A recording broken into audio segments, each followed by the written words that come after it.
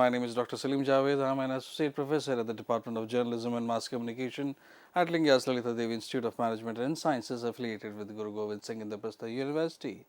We have been talking about understanding cinema, different aspects of cinema, how cinema started, and what are the stages that it has gone through. And we have been talking about the Société Film, the art movement, and we will also be talking about Italian super spectacle, and this is part 3 and 4 of that. As you know that the Société Film, the art established by the Parisian investors Frères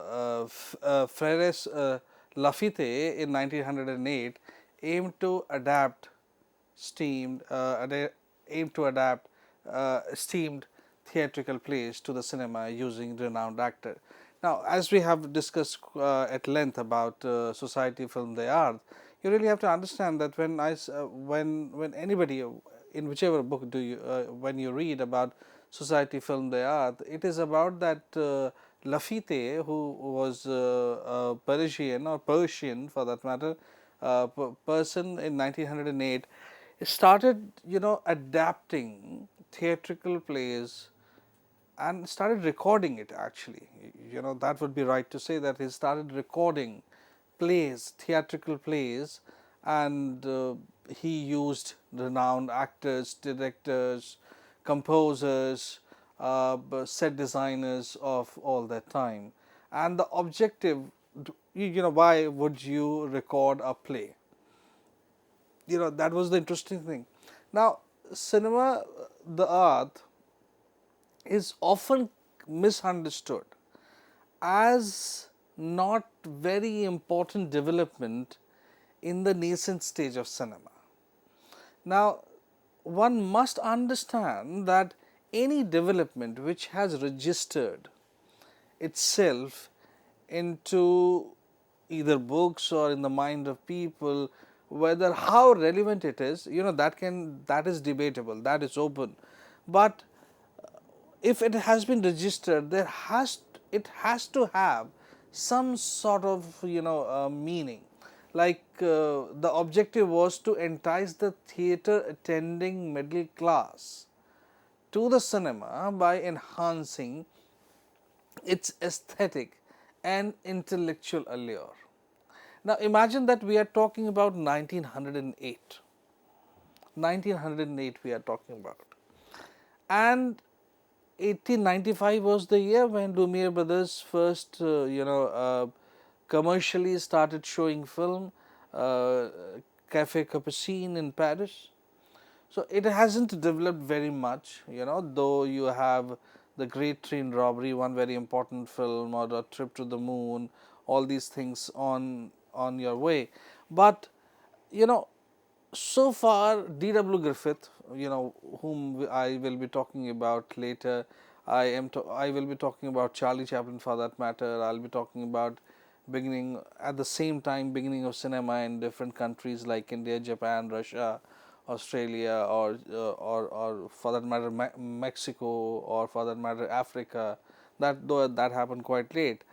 France, Germany, all these places.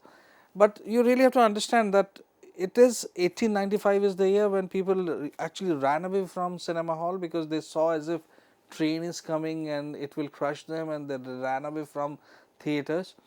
And we are talking about 1908 when Société Film des Arts movement is starting, and somebody called Laffitte is recording, or he is recording theatrical plays using cinema film camera. And it is not like as Bhadwadekar recorded in India, something is happening, you take your phone there, sorry not phone, you take your film camera there, and then you start recording. It was not like that. Société Film des Arts was very, very, very much different from Bhadwadekar, obviously, and simply or for that matter the tableau mentality. It was there happening and you are recording, like A Trip to the Moon is one of the examples. So, it is different by using renowned actors, it is different by using renowned directors, it is using using renowned composers, very important factor, set designer, very important factor, and above all these 4 5 points, it was able to entice, if not entice, though it enticed. But if somebody says no, it did not entice, okay, let's take a word called it at least maintained, okay, or it sustained, for that matter. It actually enticed the theatre attending middle class to cinema. Now, this is something which is a transition of two mediums into each other, by what enhancing its aesthetics and intellectual allure. Now, if you remember this, that Society Film they are, I mean what I am about to say, if you understand this, the entire lecture is summarized in next 3 4 lines. Cinema was in its nascent stage, or it was, it was just born. Aesthetics, intellectuals, intellectuality, these these these words, were not associated with cinema, except a trip to the moon or a great train robbery. But for the first time, Lafite brings aesthetics and intellectual allure to the medium of cinema. That is the biggest contribution of Society Film the Art. As we talked about that how company started, it hired all the people, all important people, all important plays, all important places, and all important audience. For a literary and dramatic standpoint, the credentials of Film the Art were indeed flawless. From a cinematic perspective, the Film the Art production were exceedingly regressive. We will be discussing why it was extremely regressing. Okay. Now, for many years, Film the Art movement enjoyed significant popularity and was widely emulated throughout the Western world. You take example of Britain, you take example of Italy, France, Germany, Denmark, everywhere it was, in everywhere this style was tried, this style became popular, this style was widely, emulated throughout the Western world. That was, and market was like becoming very competitive even in this particular section. For a while, the fervor for extensive adaptation of classic films and plays, commonly referred to as the Film de Art, was prevalent in Western Europe. And these theatrical and extravagant composition sometimes included all forms of literature or literary, musical or choreographed expressions such as ballet, opera or Greek tragedy. We are just recapitulating and we will be understanding it thoroughly. Now, despite the swift decline of the Film de Art, the financial success unveiled a substantial new audience that favored. Now, this point is really, really important. I mean, as I said that if we are talking about Society Film de Art, which is like some consider it one of the earliest movement and some completely rejected. So, according to some, it is like that for the first time, you may abhor it, technically you may abhor it, but for the first time words like intellectuality, words like sensibility, decor, finesse, all these words were not, I mean when we were talking about a trip to the moon, when we were talking about the tableau mentality, when we were talking about Edwin S. Potter, when we were talking about the great train robbery, it was all raw.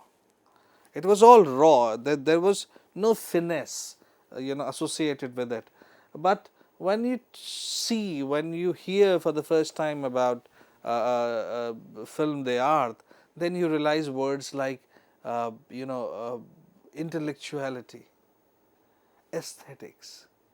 Now, one very important point along with this, that not only it succeeded financially, it also unveiled a substantial new audience. Now, as you can see on your screen, that favored serious narratives over comedic pursuits, and and other performances, persuading producers globally to enhance the quality of their film. Now, this, as you can see on your screen, that this is what is the real contribution. It doesn't matter what people say, it doesn't matter whether it was successful, whether it was unsuccessful, whether it was you admire it, you abhor it, irrespective of all these points. What you are looking at your screen right now is exactly what is the contribution of film the art, that it prepared a new sort of audience. It prepared a new sort of audience who favored serious narratives over comedic pursuits. Now, if you have been following Understanding Cinema series, you know what I am talking about when I am talking about comedic pursuit, and how suddenly it started gaining its ground. And then obviously you have from Keaton to Charlie Chaplin to Three Stooges to lot many people, but other sort of performance which was serious narrative.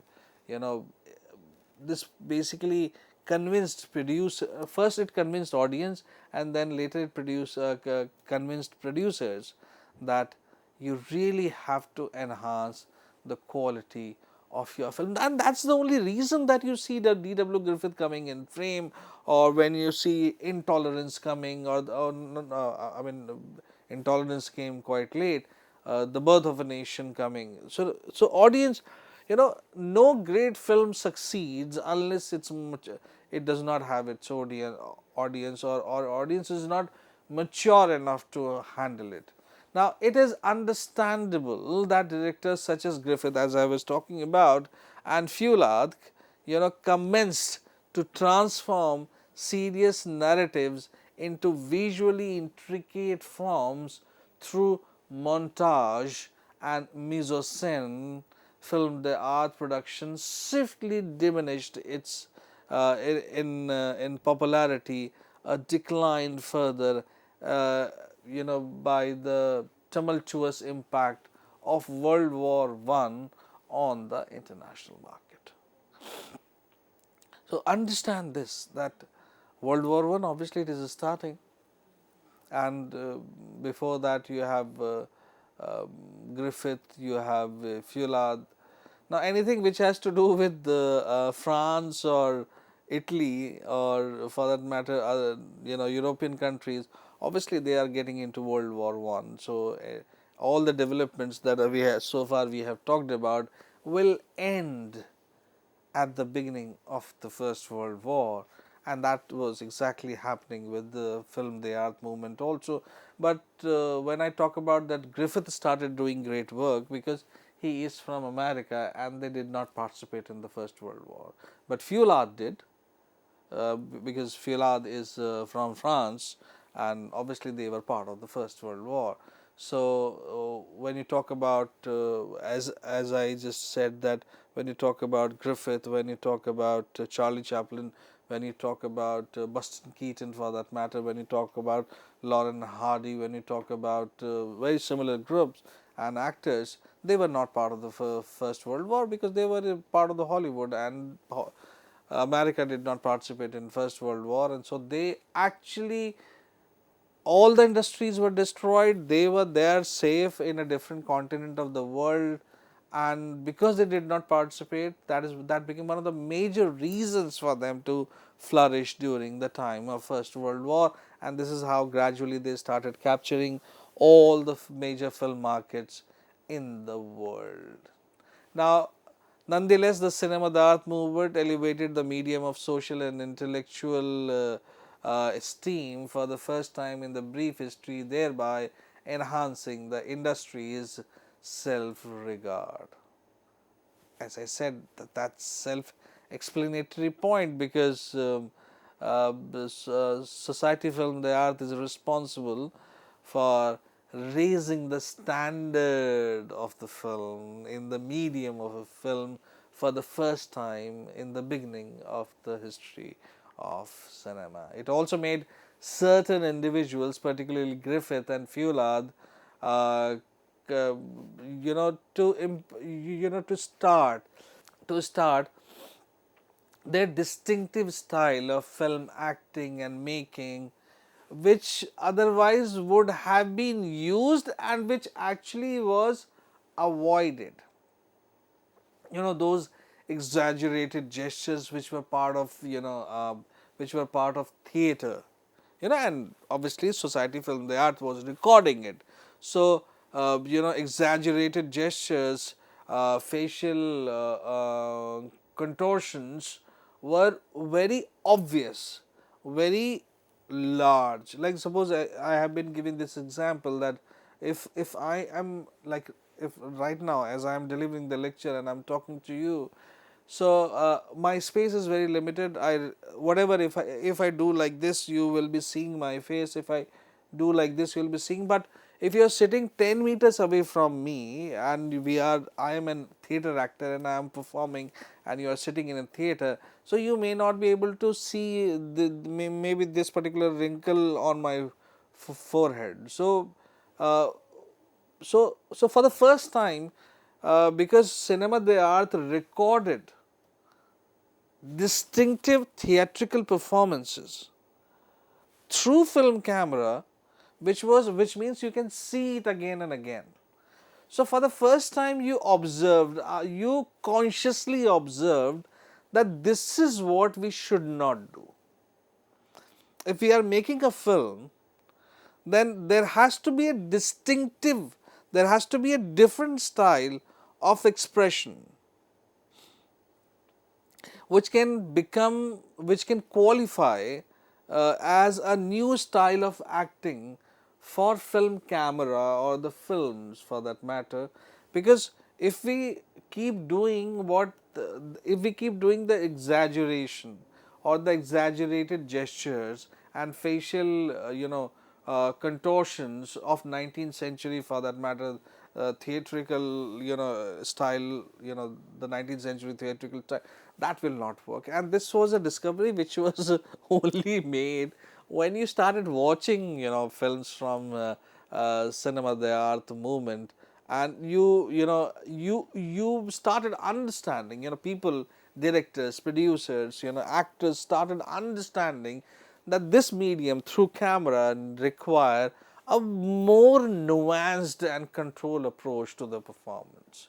And this when I say that it is more nuanced and controlled approach to performances, trust me, this particular more nuanced and controlled approach to performances, this particular quote unquote thing is applicable to television also, not majorly in today's time, but if you see Hum Log and if you see Byomkesh Bakshi, for that matter, my generation knows Byomkesh Bakshi, or Captain Vyom, or for that matter Ramayana also and Mahabharata also, it was more nuanced and controlled approach to the performance and to writing, to directing, to costume, to set designing and everything. So the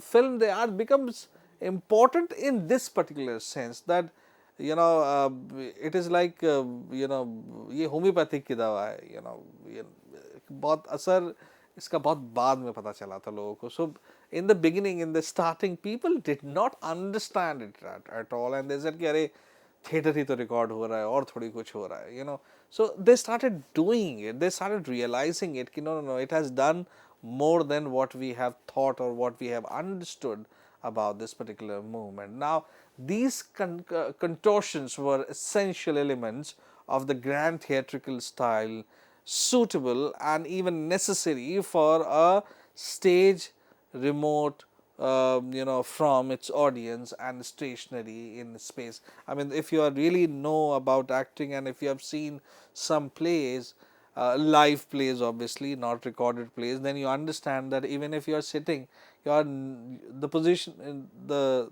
the spot that you are sitting, the distance between you and the stage and the height of your seat and the stage, makes a hell lot of a difference. So people love to sit in between so that they really have a balance, 50-50 here and there, and the exact height at least, not if not at eye level, there is no eye level because the stage is always higher. If not at eye level, then at least at least you can sit like this and see things happening, and it is like you don't have to do it like this, or from balcony you are looking like this. So ideal scene is that you are sitting like this and watching. So that is what it is in film. Consistent distance between a figure on the screen and the viewer cannot be preserved, as the spatial connections are continually altered by editing and camera movement. Now, this is something that if you can see the same what I have just read on your screen, it says that in film, a consistent distance between the figures on the screen and the viewer cannot be preserved, as the spatial connections are continually altered by editing and camera movement. Now, what does it mean? What it says? Like, suppose if I go and watch a theater, theater performance in Kamani Auditorium for that matter, or Shriram Center for that matter in Delhi. So, whichever my seat number is, it can be in center, it can be in corner, it can be in front, it can be in back, or it can be somewhere 72 or 94 or 76, whatever it can be. Whatever my seat number is, and if it is a house full, then I am bound to sit in my place. There is no way, no other way. If stage is this way and I am sitting here, so I am looking like the entire play like this, and I am watching it like this or something like this.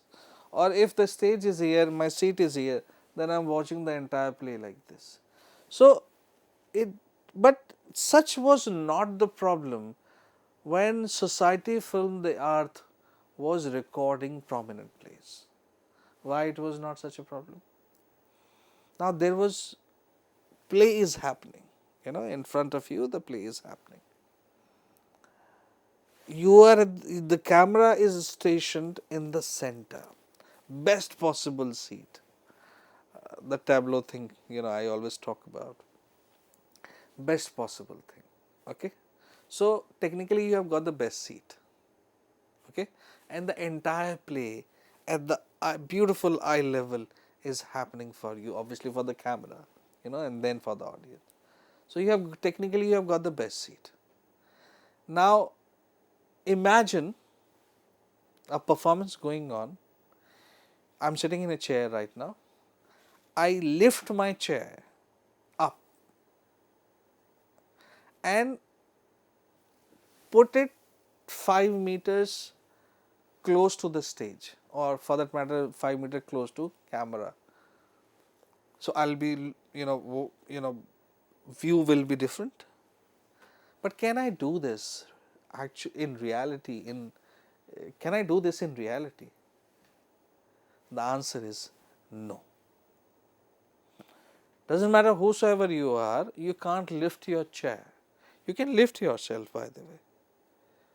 If you have booked the entire theater, you can run around, not a problem. But for camera, you can take camera close to performance.